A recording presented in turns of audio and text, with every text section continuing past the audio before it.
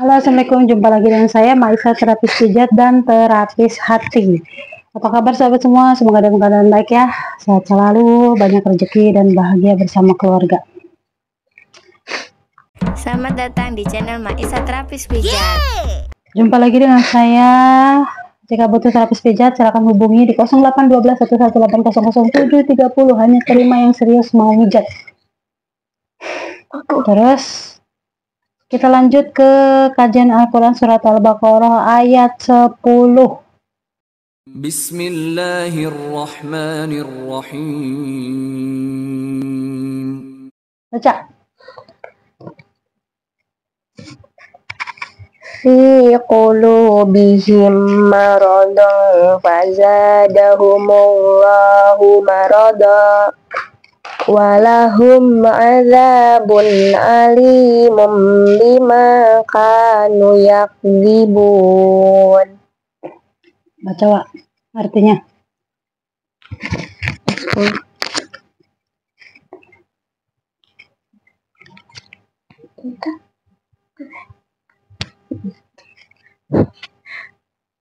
Dalam hati mereka ada penyakit, lalu Allah menambah penyakitnya itu, dan mereka mendapat azab yang pedih karena mereka berdusta. Nah, ya. Artinya, dalam hati mereka ada penyakit, lalu ditambah Allah penyakitnya, dan bagi mereka siksa yang pedih disebabkan mereka berdusta. Nah, ini selalu nyambung ya Al-Quran itu. Jadi surat Al-Baqarah ayat 9 itu mereka hendak menipu Allah dan menipu orang-orang beriman, padahal mereka hanya menipu dirinya sendiri sedang mereka tidak sadar. Jadi ngaku beriman tapi ternyata tidak beriman. Di dalam mereka, hati mereka ada penyakit, lalu Allah tambah penyakitnya, dan bagi mereka siksa yang pedih disebabkan mereka berdusta. Bisa paham nggak ayat ini? Enggak. Berdusta. Ada penyakit kebiasaan buruk. Ini di hati mereka ada penyakit, lalu Allah menambah penyakitnya itu, dan mereka mendapat azab yang pedih karena mereka berdusta. Oh, berdusta itu penyakitnya. Iya, jadi harus disambung, dibaca ke ayat 9-nya. Jadi tentang apa itu di ayat 9? Adalah tentang berdusta kepada Nabi. 10 kali. 10 sambungannya yang sedang kita bahas, tapi penyebabnya adalah 9. Bahkan penyebabnya itu dari 8 juga. Saat Nabi bertanya, berimankah kamu kepada Allah? Saya beriman, katanya. Nabi kan butuh pendukung nih zaman dulu, Nabi Muhammad. Saya beriman, saya mendukung, saya taat gitu. Tapi ternyata sebetulnya tidak, mereka menipu diri sendiri. Mereka hendak menipu Allah tapi menipu diri sendiri. Dalam hati mereka ada penyakit, lalu Allah tambah penyakitnya. Jadi gitu, hati-hati. Tapi untuk mencapai agar penyakit si orang itu bisa bertambah, harus dilakukan sesuatu sama nih.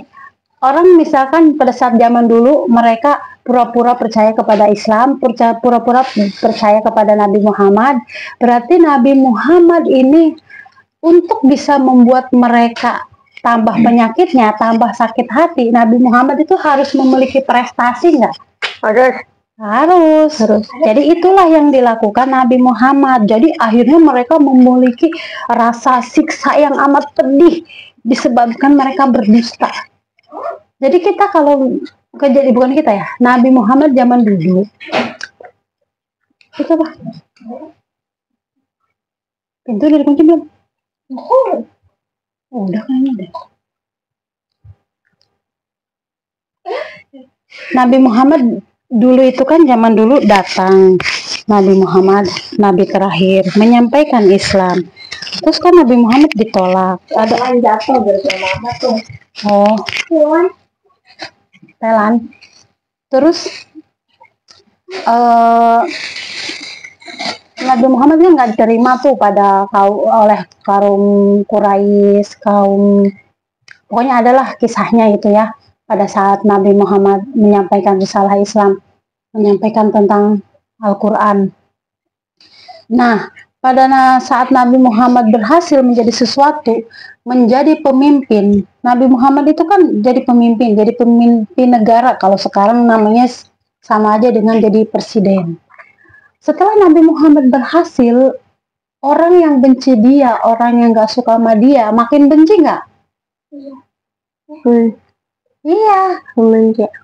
itu namanya siksa yang pedih. Jadi siksa pedih itu harus kita ciptakan. Iya. Jadi untuk membuktikan orang itu memiliki siksa yang pedih, kita harus menciptakan kepedihan itu. Tambahin pedih. Biar tambah pedih. Jadi Nabi Muhammad hebat nggak? Hebat. Dari yang ibaratnya kalau dalam masa dulu tuh bukan siapa-siapa, ibaratnya bukan dari golongan mereka, berhasil menjadi pemimpin, berhasil menjadi presiden. Itu siksa yang amat pedih bagi mereka. Karena apa? Mereka nggak suka berdusta. Jadi kalau sekarang misalkan nih ada seorang aliran deh ya, pemimpin aliran. Di Indonesia kan banyak pemimpin aliran. Misalkan menurut kamu aliranmu benar, aliran ini benar, bagus, aliran ini benar, ini benar. Menurut pemimpinnya itu kan benar. Apa yang dia lakukan adalah benar, apa yang dia lakukan adalah bagus. Tapi banyak aliran-aliran lain yang nggak suka, orang lain yang nggak suka. Jadi si orang ini kalau mau mengikuti Nabi Muhammad, si pemimpin itu, dia harus membuktikan nggak bahwa aliran dia itu benar. Ya. Kalau dia benar, kalau dia sukses, itu bisa jadi siksa yang pedih nggak bagi itunya, bagi rivalnya? Iya. Harus nggak dibuktikan begitu? Harus. Jadi siksa pedih itu bisa diciptakan nggak sama manusia? Bisa. Jadi pesan juga bagi semuanya ya, jangan iri-iri banget sama orang, say, jangan benci-benci banget. Nanti kalau dia sukses, kamu juga yang tersiksa, say. Ya. Aku pernah. Nah, gimana? Aku pernah ada yang iri sama aku. Terus gara-gara aku serba punya gitu loh di rumah. Ada satu orang teman aku iri banget, benci banget. Ya gitu lah, bodo amat. Makanya ngurusin orang lain, ngurusin diri sendiri aja. Iri gitu loh, kayak ngejauhin aku gitu. Tapi dia ngejauhinnya suruh ngikut orang, ngikutin dia, apa dia sendiri jauhin kamu? Ngikutin dia itu, dia mengajak orang lain untuk membenci kamu. Itu mencari pengikut namanya. Jadi tidak mau dia iri sendirian. Dia harus bareng-bareng. Iblis aja ngajakin orang loh. Dalam Al-Quran tuh ada, akan aku goda umat Adam. Cari pengikut. Iblis tuh nggak mau sendirian. Iya, kayak gitu. Pasti kayak gitu kalau ini ya, kuning. Tapi cara mengatasinya bagaimana teh? Cara mengatasi yang baik bagaimana? Kalau awal kan tadi bahasanya bodo amat lah, gue nggak mikirin orang, itu kurang pas. Kalau bagaimana? Kalau cara teteh gimana? Ada cara lain sayang, nggak harus kita sesuai maunya kita. Kita tuh harus rahmatan lil alamin, yang bisa diterima oleh orang lain juga. Karena kita kan nggak mau juga kan kalau hidup dibenci terus sama orang. Jadi ada cara yang lain. Barangkali nih teteh yang udah pengalaman, coba kasih ilmunya. Teteh pengalaman juga, emang teteh nggak begitu? Makanya orang-orang yang baik, orang-orang yang benar membuat aliran tuh biar ada pengikut, itu bagus daripada iblis yang banyak pengikutnya. Jadi gimana menurut teteh atau dedek? Menurut teteh tuh kalau ada yang jauhin gitu. Kalau yang jauhin gitu, ada yang iri. Terus mungkin sikap awal untuk menenangkan dirinya, untuk tidak sakit hati, untuk tidak sedih, ya bodo amat. Dia mungkin udah dia nggak mau berteman, ya dia cuek, bahasanya aja yang kurang baik. Tapi ya mungkin dia juga nggak ngomong apa-apa, cuma diem, nggak sedih gitu loh. Dia cuman pergi gitu. Ya itu juga pelajaran dari Bude juga, dari Mama juga, sama aja sebetulnya mah. nyuruh cuek gitu. Tapi ada bahasa dia yang belum tertata. Itu bukan berarti apa namanya salah, tapi belum benar saja, perbaiki saja. Kalau Teteh gimana? Kalau pengalaman Teteh pernah kayak gitu juga. Tapi Teteh tuh tipikal orang yang bawa perasaan banget loh. Jadi selalu yang mikirin terus, selalu yang sebenarnya yang salah siapa sih, aku apa dia gitu kan. Karena dari banyak orang pasti kan mungkin ya dia itu orangnya banyak temennya juga, dan dia juga ngajak orang lain gitu kan buat ngejauhin. Nah, tapi kan pasti ada orang lain yang apa namanya ngeliat kita, awalnya sebenarnya nggak kayak gitu kan. Mungkin ada teman kita nih yang bener-bener temen banget. Nah, itu kalau aku ada kayak gitu, jadi aku dapat dukungan dari dia juga. Jadi aku yang nggak terlalu mikirin seorang itu, karena ya udah mainnya sama dia aja, karena kan dianya kayak gitu. Jadinya aku yang oh ya udah deh, kalau misalnya dia nggak mau main lagi mah apa-apa, biasa aja gitu kan. Terus kalau suruh cuek sih ya apa namanya, ya sih apa cuek, tapi kalau kalau dia mulai duluan, kalau dia gak mulai duluan, aku gak bakal cuek gitu loh. Jadi aku orangnya tuh gak pernah memulai duluan gitu. Kalau misalnya dia memulai duluan pertengkaran apa enggak apa gitu ya, ya udah aku juga yang apa namanya, ya udah yang kayak ikut ikut aja gitu kan, kayak ya udahlah dia maunya kalau gitu. Teteh ibaratnya lo jual gue beli gitu, lo cuek ya gue cuek. Senggol bacok coy. Wah. Tapi hampir sama dengan Awa sebetulnya. Kalau Teteh ya kalau dia cuek ya aku cuek, kalau dia nggak mau berteman ya udah aku nggak mau berteman. Awa juga begitu, kalau dia nggak mau berteman ya udah aku juga nggak mau berteman gitu ya. Dede juga mungkin begitu ya, dalam lingkup manusia, dalam lingkup pertemanan, dalam lingkup lu siapa gue, bisa begitu, bisa memang begitu. Tapi kalau seorang pemimpin nih, kalau seorang presiden tidak bisa begitu, tidak bisa hanya mencari yang satu frekuensi. Kita memang enak, kita memang nyaman kalau kita berdampingan dengan yang satu frekuensi, sama-sama saling suka, sama-sama saling sayang, sama-sama kesukaannya, sama-sama hobinya, sama-sama perhatiannya, itu satu frekuensi. Memang enak, memang nyaman, tapi dalam hidup, dalam kenyataan kita tidak selalu dipertemukan dengan orang yang satu frekuensi. Apalagi pemimpin sebuah negara, pemimpin aliran, pemimpin perusahaan, itu tidak bisa kita hanya pengen orang itu satu frekuensi. Misalkan perusahaan nih, dia perusahaan apa, semua perusahaan tuh ada bergerak di bidang administrasi, akuntansi, pemasaran, produksi, terus penjualan. Itu orang itu yang ada di dalam satu perusahaan itu karakternya berbeda, kemampuannya berbeda, sifatnya berbeda. Orang yang akuntansi mungkin mereka cuma mencatat, jarang ngomong, jarang gaul. Tapi orang yang bagian penjualan ngoceh terus kesana kesini. Nah, si bos ini pengen semuanya satu frekuensi, bisa nggak? Nggak bisa.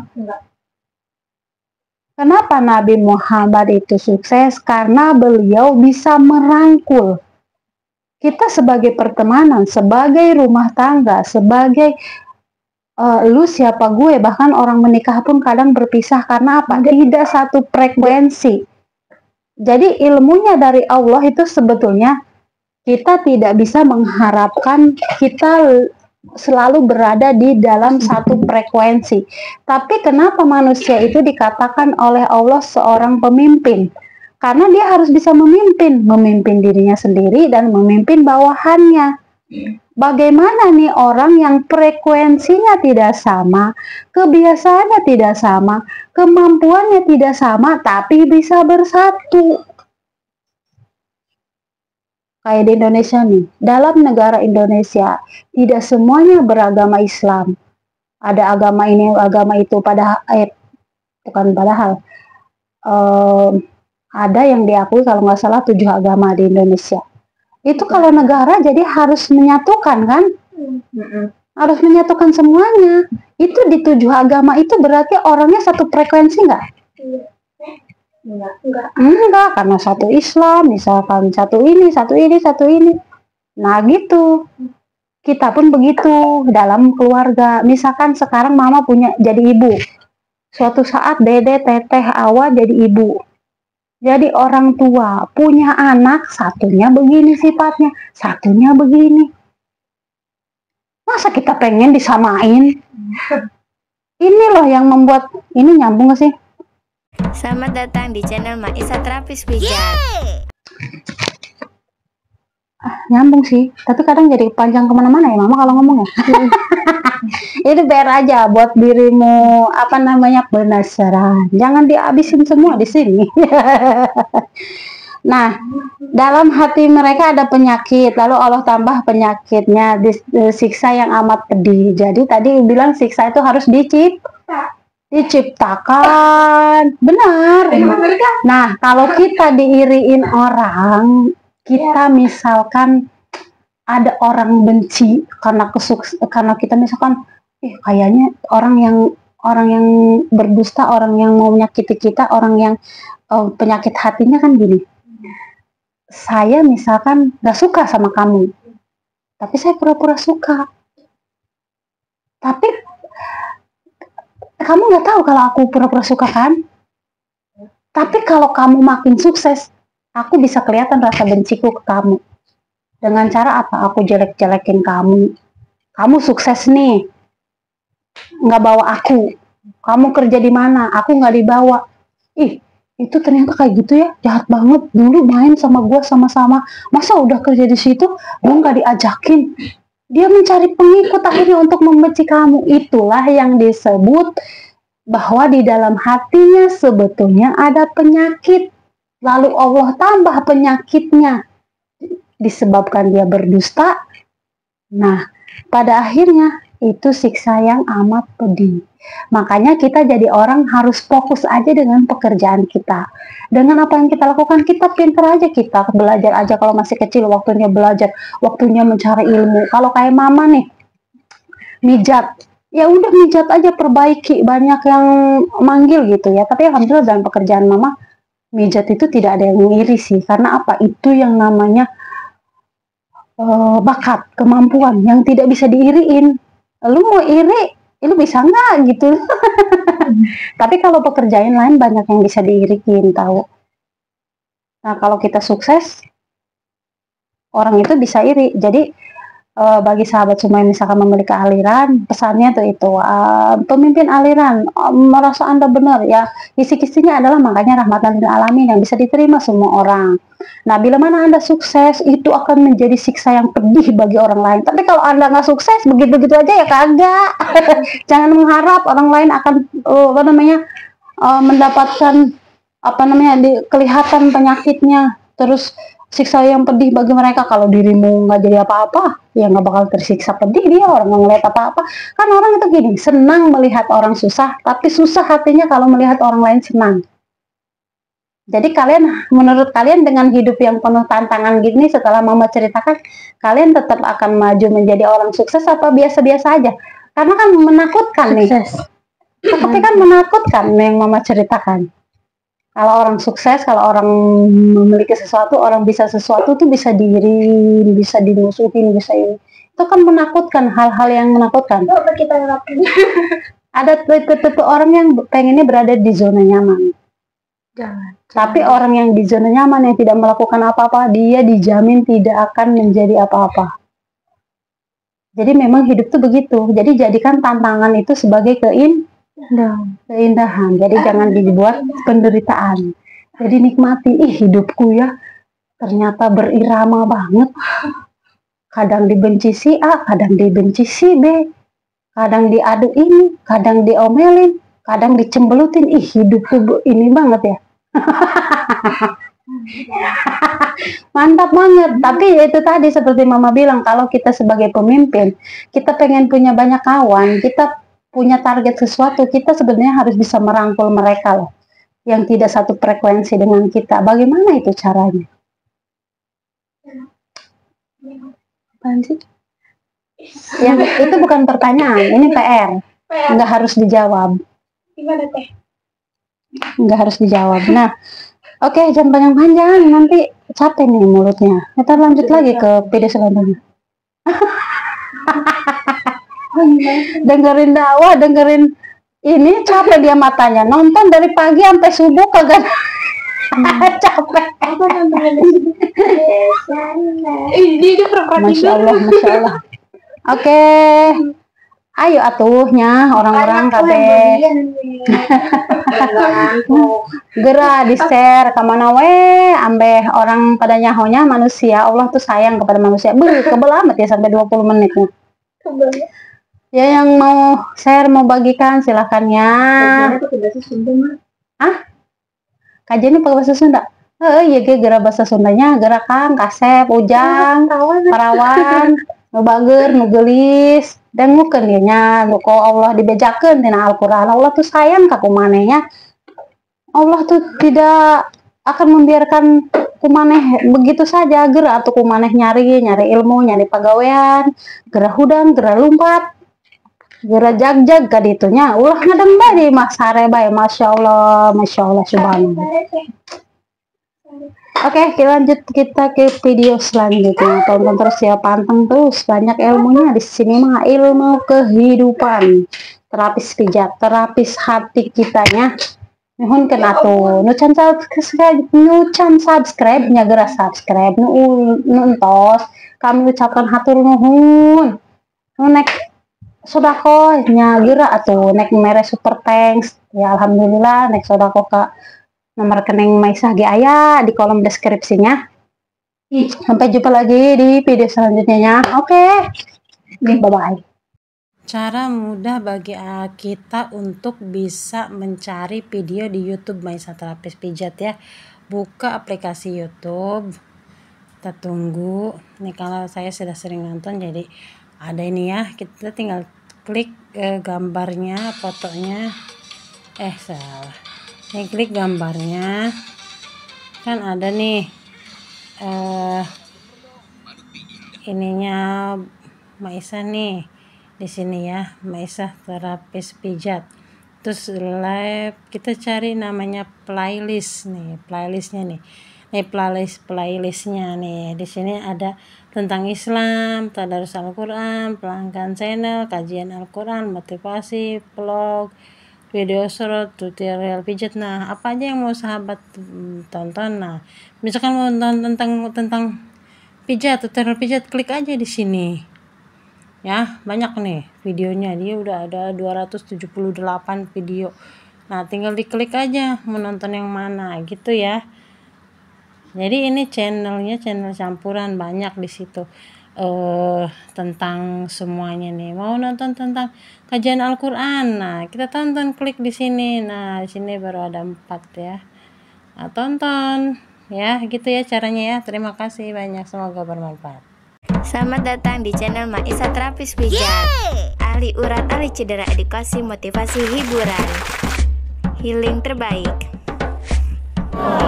Cara memiliki kesadaran diri. Subscribe channel, like, share, tekan tombol loncengnya. Seperti aku.